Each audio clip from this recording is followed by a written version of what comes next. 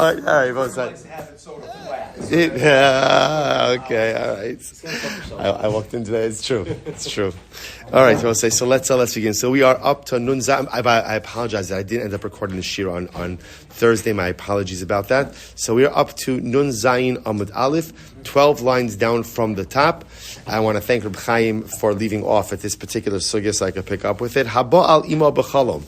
So if a person has a dream about having relations with his mother, he couldn't just get like 2 lines further, brother. He couldn't. Yeah. Shkoyach. Okay, so haba al imo b'chalom. A person has a dream about having relations with his mother. Yitzap elabino. Person should anticipate that he's going to go ahead and really come into wisdom. Yitzap elabino means he should await for wisdom. Shnei amar ki im labina tikra. So ki im labina tikra. He quotes over here the pasuk. Ki im labina tikra. A little bit of a play on words. Not as ki im, but ki aim. So the idea, interestingly enough, remember this is all going with the idea that dreams have a dramatic importance, and that halacha l'maisa again, even something which appears negative at first glance could really have a positive message. Next, haba nara mu'urasa. If a person has relations in his dream, person has relations with a betrothed nara, yitzap l'Torah. He should await growth in Torah. Shnei amar Torah tziva lanu Moshe morasha kihilas Yaakov. Right? Moshe Rabbeinu has commanded us Torah, morasha. Literally, again, it is an inheritance for Klal Yisrael. So it's a lot of a play on words. Al tikri morasha ella me'orasa. Don't read it as morasha, which means an inheritance, but rather me'orasa, like an arusa, betrothed woman. Haba ala chosa b'cholam. Someone has a dream about having relations with his sister. So the Gemara says, Yitzap l'chachma. He should anticipate the arrival of wisdom. Shnei amar emor l'chachma achosihi. Tell wisdom that she is my sister. Haba eshes ish b'cholam. If a man has a dream about having relations with a married woman, muftach lo shu ben olam haba. Incredible. This is a foreshadow that he is deserving of the world to come. It's ben olam haba.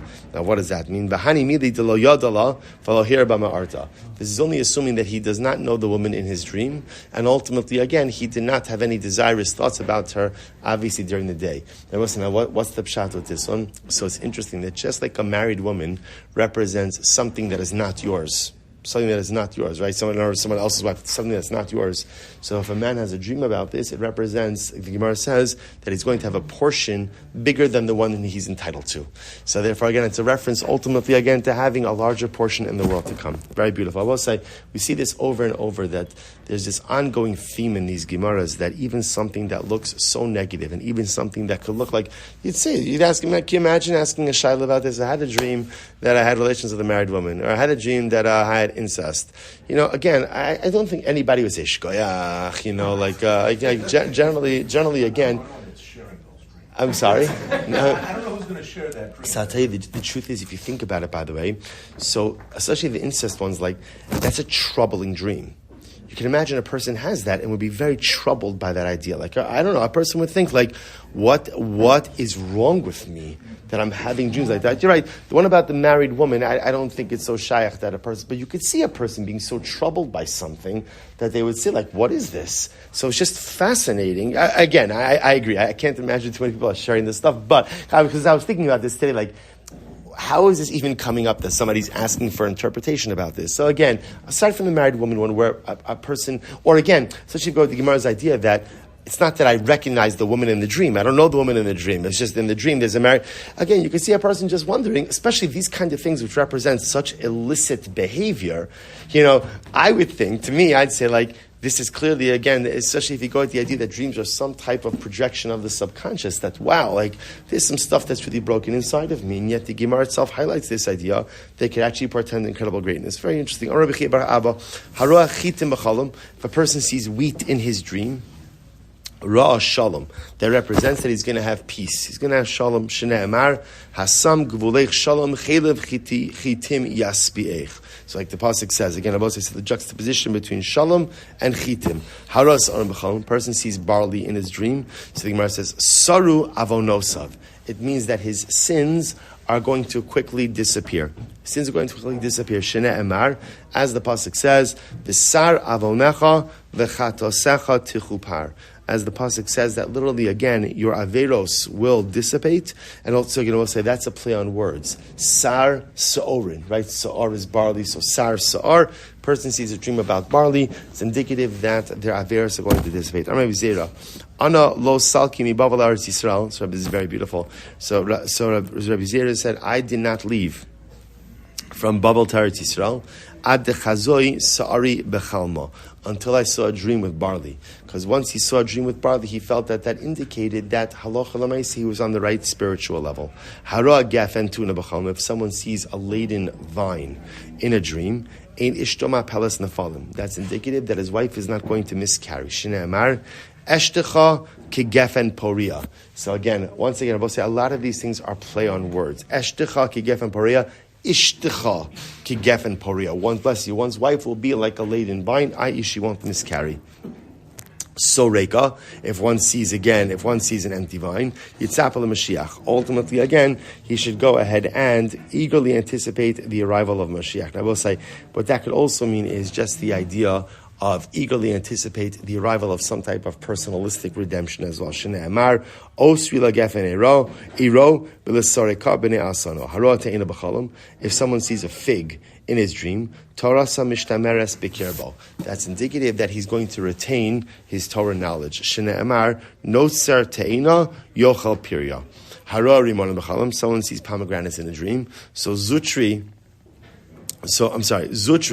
pari aske karimona. So ultimately, again, if he sees a small pomegranate, that means that his business interests are going to proliferate like a rimon. Rav Ravi, right? So again, if he sees large ones, Rabbi iske karimone.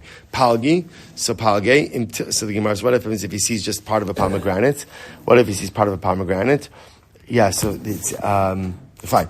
So what if he sees part of a pomegranate? Palgi in Talmud Chacham will yitzapel Torah. So if he sees a part of a pomegranate, if he's a Talmud Chacham, he should eagerly await Torah. Shneimar eshkecha migefen miyayin arekach me'aser mimani v'im ama aretz. And if he's an ama aretz, yitzapel mitzvos. Then ultimately, again, it should signal that he's going to go ahead and become proficient in mitzvah. Shneimar kepelach harimon rakaseich. So what does it mean? My rakaseich. What does that phrase mean? So the Gemara says, afilu reikanin shebecha meleim mitzvos kerimon. Ultimately, it teaches us that even those, the emptiest ones of Klal Yisrael, right? Even again, those who are most devoid of spirituality are filled with mitzvos, like a pomegranate is filled with seeds. Haroeh zeisim b'chalam. If someone sees olives in his dreams, so the Gemara says, Zutri pari v'ravi v'kai aski kizesim. Right, the person goes ahead and sees olives in his dreams. So then, what's going to happen? So ultimately, again, if there's small olives, pari v'ravi, that means again he's going to proliferate. V'kai aski kizesim v'hani mili peri. That's only true if you see the fruit. Aval iloni, but what if you see olive trees? What happens? Olive trees. Then Habyan le banim merubin. Then that is indicative that one is going to have many children. Shne'emar banecha kishasile zeisim. Good. So the Gemara goes weiter. Iged Amri. Others go weiter and say, Haro zayis b'cholam. If one sees olives in a dream, it's actually very beautiful. Shem tov yotzelo. That is indicative that he is going to have a good reputation. Shne'emar zayis ra'anon yofe pritoar. Kara Hashem shemecha. Haro Hashem and Zayis. So we'll say, so just understand. So a lot of these dream interpretations are either based on a little bit of a play on words, the similarity between the subject of the pasuk and something else expressed over here, and let's a similarity between, let's say, a word in the pasuk and ultimately again the particular food item, and other times it's ultimately again a little bit of a metaphorical connection as well. So the Gemara goes weiter. Haro Hashem and Zayis b'cholam. If one sees olive oil in a dream, so yitzapel ma'ar Torah, he should eagerly anticipate the arrival of the light of Torah. Shne'emar v'yikchu eilecha shemen zayis zach. As the pasuk says, because remember again, this is by the menorah in the Beis Hamikdash, and so ultimately the menorah was kindled with pure olive oil, and therefore halacha l'maisa, a person should eagerly anticipate the fire of Torah. If someone sees dates in a dream, tamu avonosav. ultimately, again, that shows that his enemies will cease to exist. Shne'emar tam avonayich basyon. I'll just point out, by the way, how beautiful this is, right? Remember again, by Rosh Hashanah night, we have Simna Milsa, we have meaningful omens. And one of the things we have are Tamarim, our dates. And what's the Yiratzon? Yihiratzon, what's the Lashon? Shetamu Avenu, right? That ultimately, again, our enemies will cease. So I'll just point out over here how incredible it is. So this is a little bit different. So this is not Shetamu Avenu, this is Tamu Avonosav. But it's the same, but again, that's the same idea. Ultimately, again, that this lashon of tam represents a lashon of negation or of stoppage. It's quite beautiful. All right, let's do one more, then we'll stop for tonight. Amar Rav Yosef, Haroa eiz b'cholam. If someone sees a goat in his dream, so what does that mean? Shana misbarechas lo. Ultimately, again, it's going to be a good year. Mamish, this could be the makar, goat.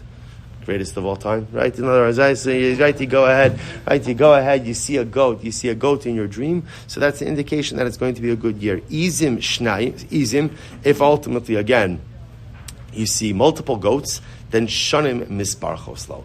Then that's indicative that you'll have many good years. Shne'emar v'di chalav izim lachmecha haroa hadas b'chalam. If someone sees a myrtle branch in his dream, so the Gemara says nechasiv matzlichan lo. That's a sign that you're going to be wealthy. Literally, it means you're going to nechasiv matzlichan lo. It means that your property, your possessions, are going to experience some type of bracha. Now, it's interesting, by the way, what's the pshat, but what's the connection between the hadassah and the myrtle branches and material success? So the Rashi says over in Nechazim Matzlichin, kahadas zeh she'alav mishulashin zeh. Good, we're finishing up. Yeah, we're going to be in here. So the Gemara says, "Kahada zeh sha'alav mishulashin zeh kimin kliya." This is actually quite beautiful. The Gemara says that hadasim, and we'll say it's really incredible because these Gemaras are very lemaisa now. A hadas, in order for it to be kosher, has to be mishulash. Mishulash means it has to be 3 leaves on every single of us. So what's the idea? The 3 represents a sense of abundance. So therefore, halacha lemaisa, if you go ahead and you have a dream about hadasim, that represents a material abundant. Your possessions are going to be abundant. So what happens if I have a dream about hadasim, but I don't really have possessions? So what do I do then? So the Gemara says, Yerusha nofelas lo mimakom acher. Ultimately, it means you're going to have an inheritance from somewhere else. In other words, one way or another, you're going to experience bracha. So whether it's bracha with what you currently have, or whether it's bracha perhaps from new property that's going to come your way, some way, somehow, there's going to be bracha. Beautiful. So the Gemara goes weiter. The Gemara says, Amr Ulav, Amr Lev Masisa, Tanavahu, Dechazu, Bekenaihu. But this is all assuming, ultimately, the Gemara says that halacha l'maisa, you saw them connected. I'm sorry, I just lost the place. Right, that ultimately, again, this is all assuming that halacha l'maisa, again, you saw the hadasim connected with one another. We'll say just on this theme, haroa esrog b'chalam, what happens if one goes there and sees an esrog in his dream? So hadir hu lifnei kono, this is a sign of divine pleasure. It's quite beautiful. In other words, if you see an esrog in your dream, it means that Hashem is happy with you. Hashem is happy with you. Shne'emar pre-eitz hadar kapos tamarim, right? Or again, right? Because the pasuk, what does the pasuk call an esrog? The Torah calls an esrog a pre-eitz hadar. So the Gemara darshins that pre-eitz hadar means the fruit which dwells on the tree, hadar. But we also darshan pre-eitz hadar from beauty. So a person is zocha to go ahead and see an esrog in his dream that indicates that the Ribono Shel Olam is kind of giving him like a shkoyach, like a seal of approval that indeed he is beautiful in the eyes of the Ribono Shel Olam. Haroa lulav b'chalam. If one sees a lulav in a dream, ein lo ela lev echa shebashamayim. This is so beautiful. Ultimately, again, that shows that he has his heart. He has one heart which is devoted to HaKadosh Baruch Hu. What does that mean? That just like the lulav, what's the most important part of the lulav? Is the shedra, right? Is the spinal leaf, the spine leaf. That's the one leaf that's most important on the lulav. So too, if one sees a dream, and in the dream he sees a lulav, it's indicative of a singular focus and singular dedication to HaKadosh Baruch Hu. All right, so stop over for today. Shkoyach, everyone. We'll pick up in Meretz Hashem same time tomorrow. Continuing on the topic of dreams. Incredible. Shkoyach. All right, Chassidus will start in just a moment.